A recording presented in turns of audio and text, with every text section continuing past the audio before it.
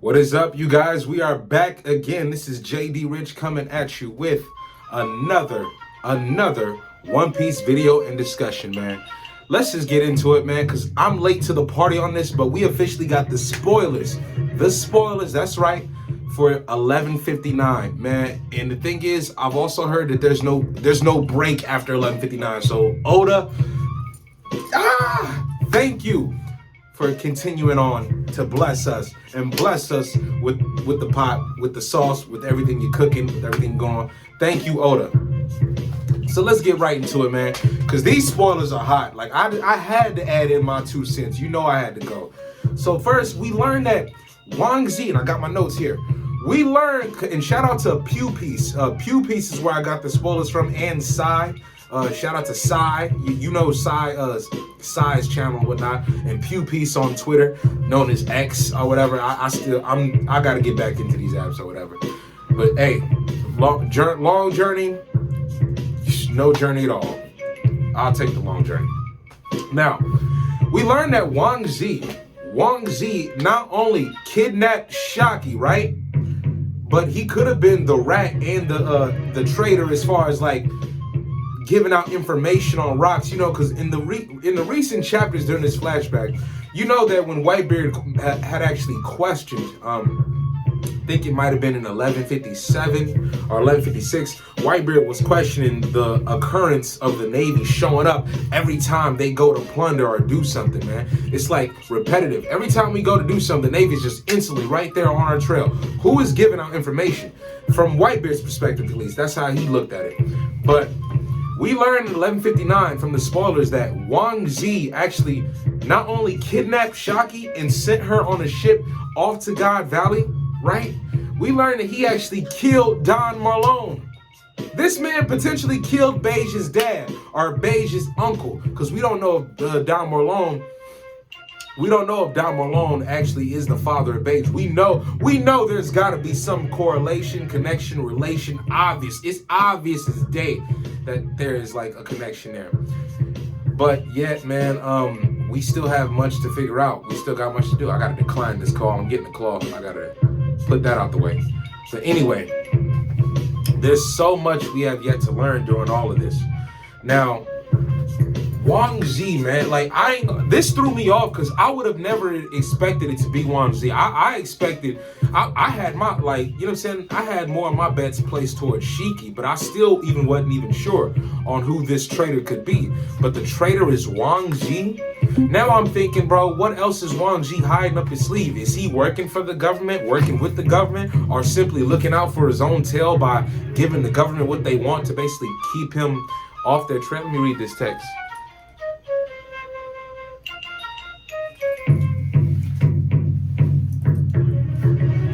All right, anyway, yeah, I had to read the text.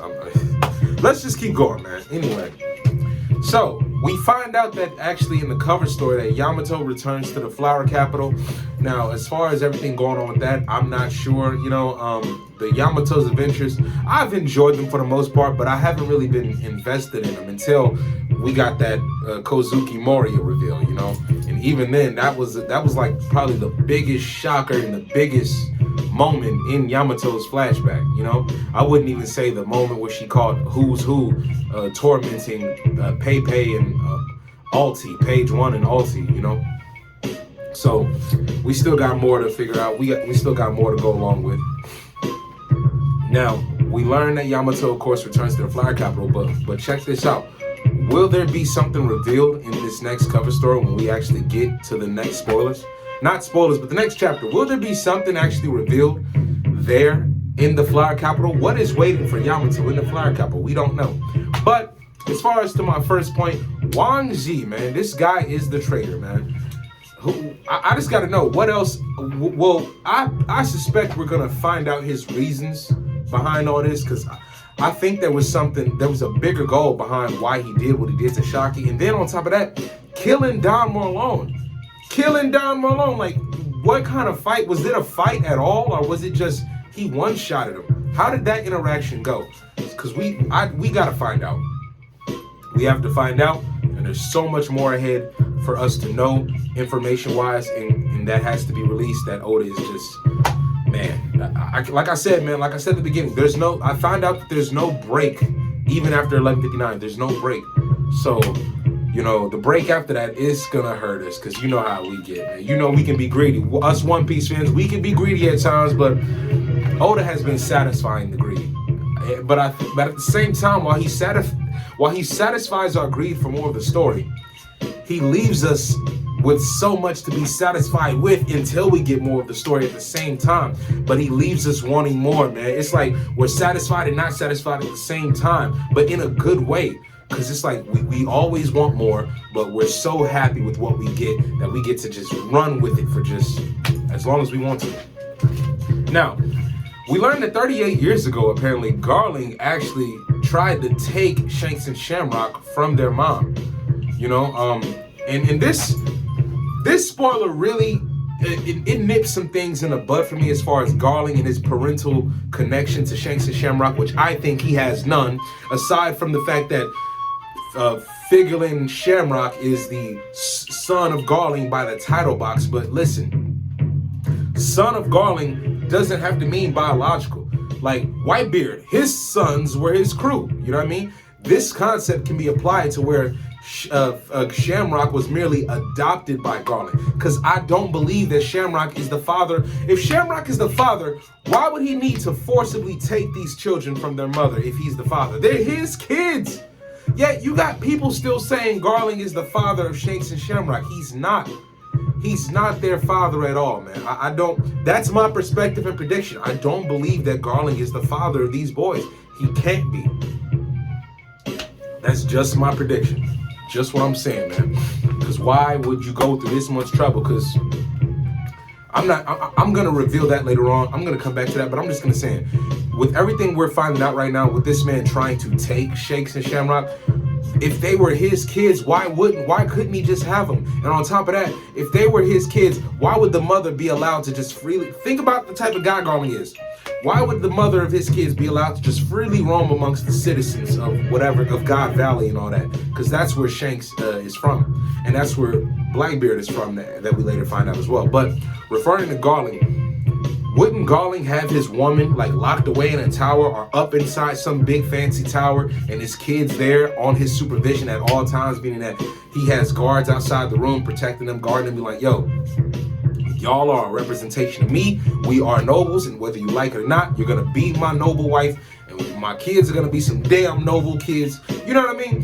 Why would Garling try to forcibly take kids from a woman that he procreated with? And think about it, what say-so could she possibly have against this guy Garling? You think that he would just beat her and be like, these my kids, I'm taking my kid. You know, because Garling is like that, bro. He's a scumbag. He really is a dirtbag. But moving on, man. We learned that he actually wanted to take Shanks and Shamrocks to the Homely Land. See, now this also tells me that he's not their father, because if they were his kids, they would already be in the Holy Land. If they were his kids, there would be no him going after a woman to take her twin sons to take them to the Holy Land. They would just already be there. Wouldn't they already be there? If Garling is your father, you were going to be raised, pampered, upright, and a rich snob. So why would you be amongst the common people? You know, I don't believe Garling is the father. I don't. Now, moving on. We learned that Dragon was actually at God Valley, and Dragon was actually 17 years old. Dragon was Luffy's age at God Valley. Now, did he have his devil fruit or not? That's something we don't know, but we could suspect not. Let's just go for not for right now, because, like, who knows? I mean, Luffy ate his devil fruit as a kid. There could be a similar connection if Oda wanted to go that route, where Dragon got his devil fruit as a kid and ate it, or maybe he got it like sometime, or maybe Dragon got his devil fruit during God Valley. That could work. Either way, that could always work. But I don't think that Dragon had his fruit during this time. But we learned that there's a young rookie Marine Dragon present during the God Valley events. Now, Dragon,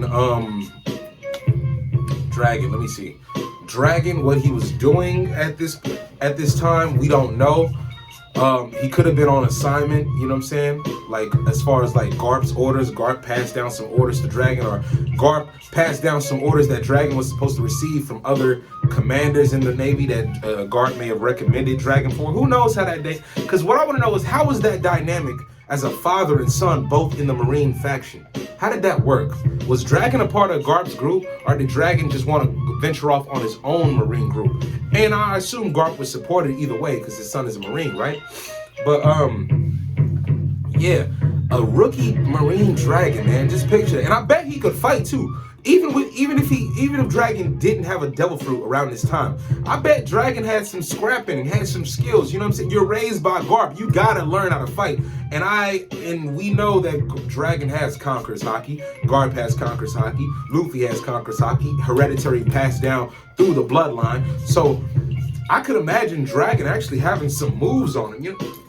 You know, I could imagine Dragon having some scrapping, even without that devil fruit, given that he's the son of Garp and he's born with Conqueror's Haki. So I don't think rookie Dragon was weak at all, but I don't think he's at the level that we see him at now in his like 50s, I guess.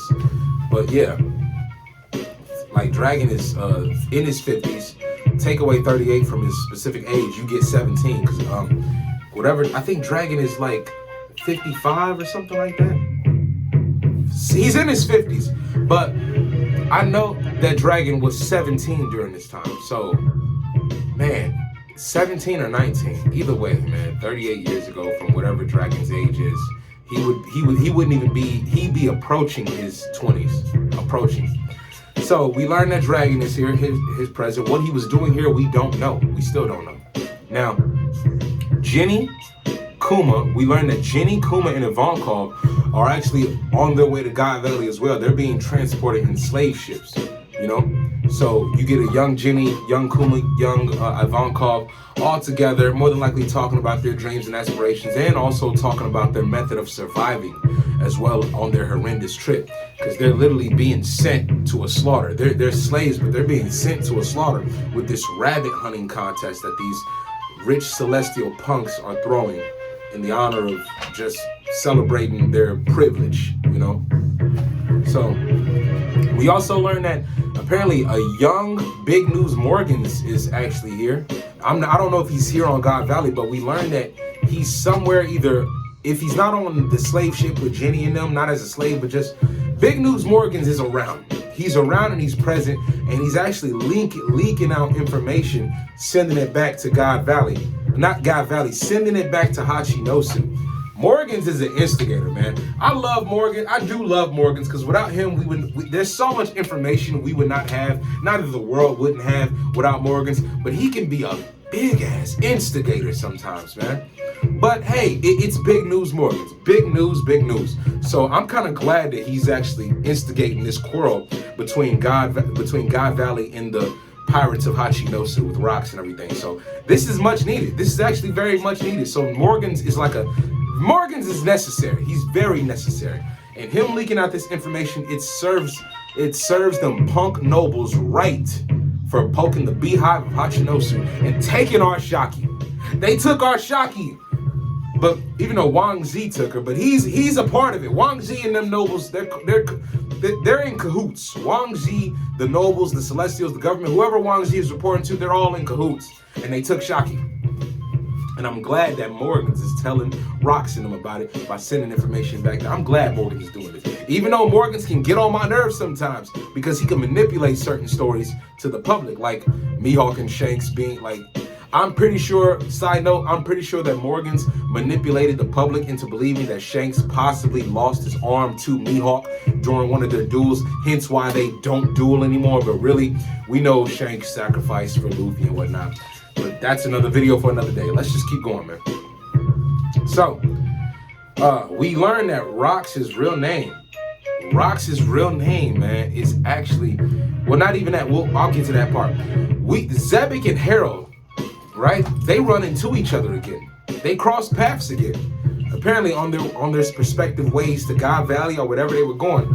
But we learned that they end up talking and end up fighting, of course. And Harold actually loses on purpose after Rox gives him some very juicy information involving his background. Now, what we come to learn is that Rocks actually shared with Harold that he has a wife and son, and they're a big part of the reasons behind why he's doing what he's doing, and also they're a big part. Their origin stems from God Valley.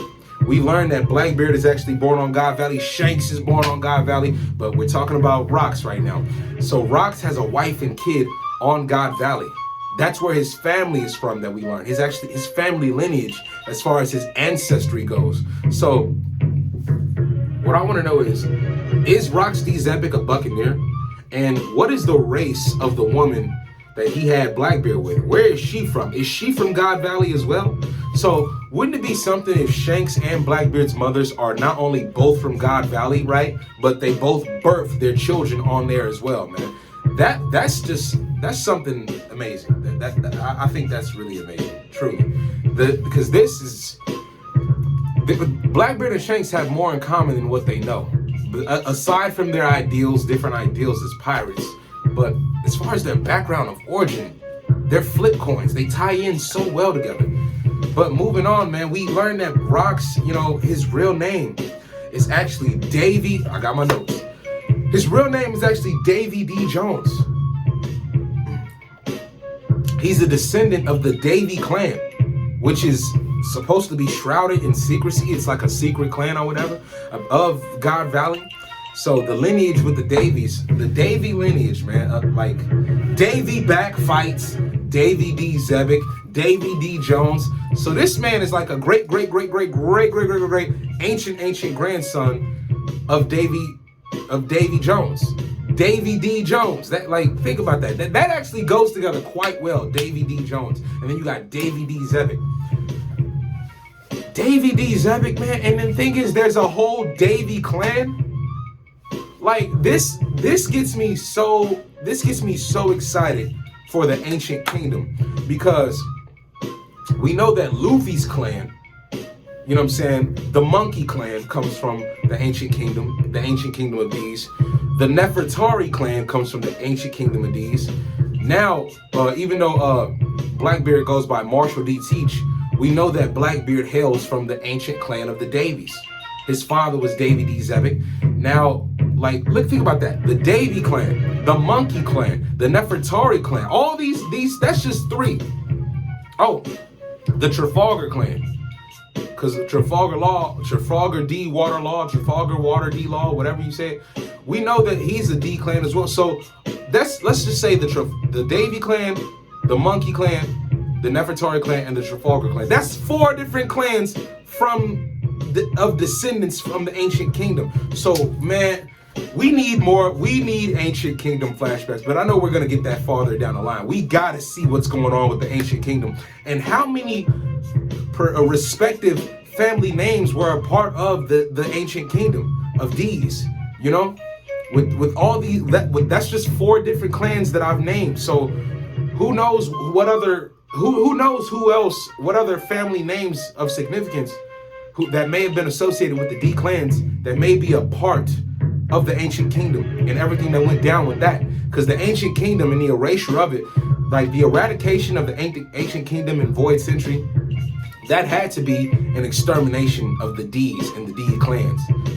So who knows how expansive the D clan really is, man. Because this is just amping my mind for Ancient Kingdom lore. Now, Davy D. Zebic, we learned that his clan was actually supposed to be a secret clan. It's shrouded in some sort of secrecy. So there's a lot to unpack there, man. A lot. Like Davy D. Zebic, that's a jaw dropper. That is a major reveal. Major. I can't wait to learn more of this. 11:59, and 11:60, because no break next week. As far as we know, the spoilers, like Pew Piece posted there would be no break next week when he shared the spoilers on his Twitter X. And also, I learned this from Pew Piece and Sai, because I follow both of them. I don't have a Twitter, but I followed the link that Sai posted in his comments to get to Twitter, just to get these spoilers for y'all. So let's just keep going. Now, as I was talking earlier about Hebik and Zero, we learned that Harold actually lost another skirmish with Zebic, because he felt for Zebic having a wife and kids. So And on top of that, I think there's a part of Harold that still values the slight friendship, even though they say they're over. I still think they're still friends on a certain, on a certain level that's unspoken. They're still friends. Now, Harold losing to Zebek, it stems from him caring about Zebek having a wife and kids. So when we get that conversation, it's gonna be sad. It's gonna be very deep, more than we know, and there's gonna be more involved in behind it. So, more to look forward to between Harold and Zebek. Now, we further learn that the God Valley tournament actually starts up, and it's known that Shaki is presented as the greatest and biggest prize there. She's the hot commodity. She's the ticket. She's the golden ticket to the show. She's the belle of the ball of God Valley. We learned that Shaki is the biggest prize there. No kidding, right? But aside from that, and Wang Ji being a backstabbing traitor, as far as we know, given that he killed Dao Marlon,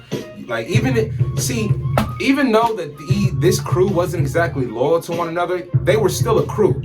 You would expect infighting, given that everybody's out for their own goal, but to kill one of your own crew, even if you don't like them, to kill one of them. But what am I saying this for? They're pirates at the end of the day. They plunder and pillage until the prize is won. That's what Roger said. But Roger's crew is united though. The Rock's crew, they're just a band of rogues who are just coming together because they lost a bunch of Davy back fights to the captain, and given their captain's, leadership prowess, strength, and his conqueror's haki, he can command all of them to his whim to follow him, but still they detract and they defer on their own to their own merit and right of what they want, because their own ambition is still there, even if they are a band of pirates who are collectively together for their own selfish interests and all unanimously lost to Zebek during Davy Facts, so they have to honor that loss and be his crew. They are still going to venture on their own, but I didn't expect it to get to the point where where a member would kill another member, and then on top of that, possibly be like working with the government or for the government to save their own skin or protect their own hide and interest. But Oda has been doing a great job with this story, because the twists and turns behind the Rock's crew, it doesn't stop. It doesn't stop at all. So yeah, the God Valley tournament begins. Shaki is the biggest prize there, but we get a second reveal that Blackbeard and his mom are actually captive. They're held captive as slaves, and their prizes for the God Valley event. So I think this Blackbeard and his mom, Shanks, Shamrock, and their mother, Garling, they all may be a part of Garling's discovery. So Garling's discovery on God Valley, the reason why he had it there, this may tie into him wanting to take Shanks and Shamrock, discovering who their mother is. Also, Garling could have discovered that Blackbeard and his mother were also associated with Zebek. So this could have been looked at as an all-around win for Garling, especially to bring such information back to the Gurusei and to plead with them to have the rabbit hunting contest on God Valley. This was like a big dub for Garling, bro. Finding out, the man who's trying to take over the world, who we have a problem with, his wife and kid is there. Then on top of that, the children of destiny are also here. Like, what more could you ask for? And then on top of that, we get more and more stuff that yet we have to figure out, but yet we are finding out. And through Garling's perspective, this is just a big come up for me. God Valley is a big come up for me, especially if I can urge them to hold this rabbit hunting contest here, where our sworn enemies of a Davy clan, his family is here. We get to take them out, exterminate them in his bloodline. Then on top of that, we got Shanks and Shamrock and their mother. We can take them from the mother, beat her off and kill her. Like, we got the ultimate upper hand here. So the government needs to get on this. The higher powers of the government needs to get on this, and that fast, man. So, I'll give kudos to Garling on that, bro, because when it comes to doing his job, he's efficient at trying to carry out certain tasks for the advantage of the government. I gotta give him that. I gotta give him that, man. Still don't like it. Now, yeah, man, Blackbeard and his mom, bro, they're in the tournament as well, and they're held as slaves. So they were prizes as well.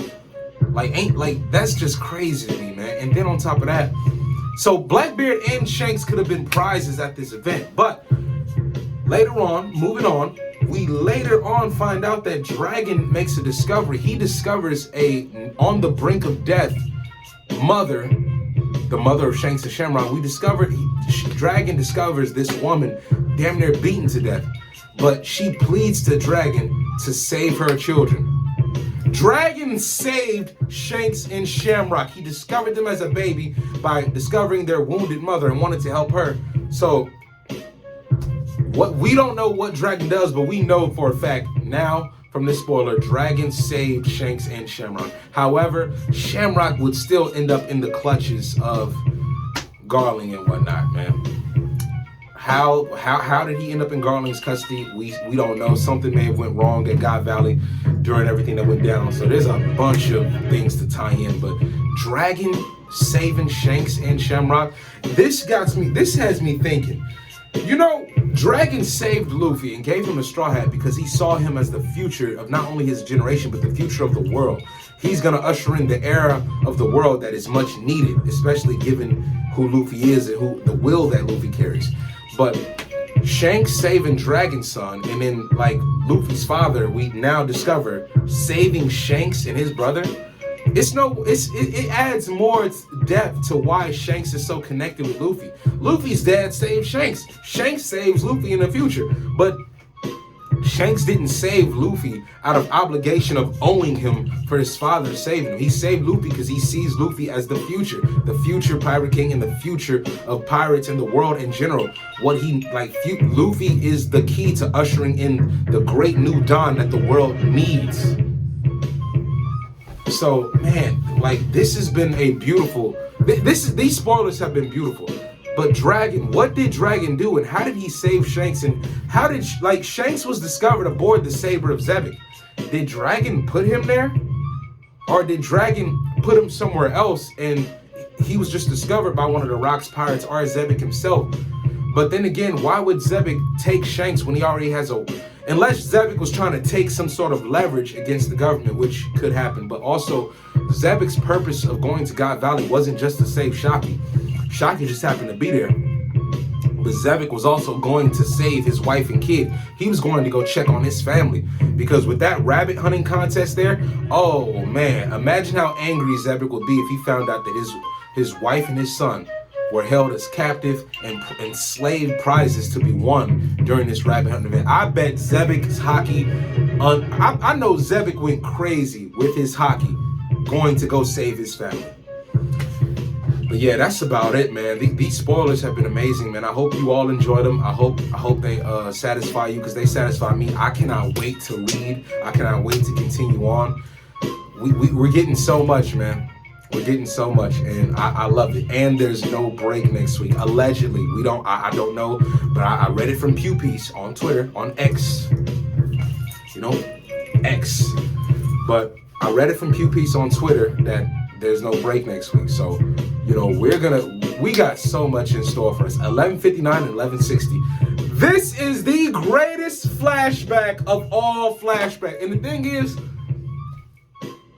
even though we have the Void Century flashback to get to and everything like that, I still don't see that topping this. It probably will. It probably will, but even still, I'm gonna rate the Elbath flashback, everything about the Elbath and God Valley flashback. Greatest flashbacks we will ever get or have yet to ever see. Because this is just, it's beautiful, man. All the connections being tied in, and then the further expansion upon character development of the characters that we know and love, and characters that we're now finding out about who we only heard of by word of mouth or name alone. And the women and how they played a significant role in in our male characters' influence and their actions condoning their children, actions condoning how they sailed and why they went to where they went to. Man, this is a lot. This is a lot to take in. A lot to take in. So that's all I got for you now. I'm just gonna leave it on that note, man. This is JD Rich signing off to you. And remember, guys, a piece of life is life in one piece. Peace.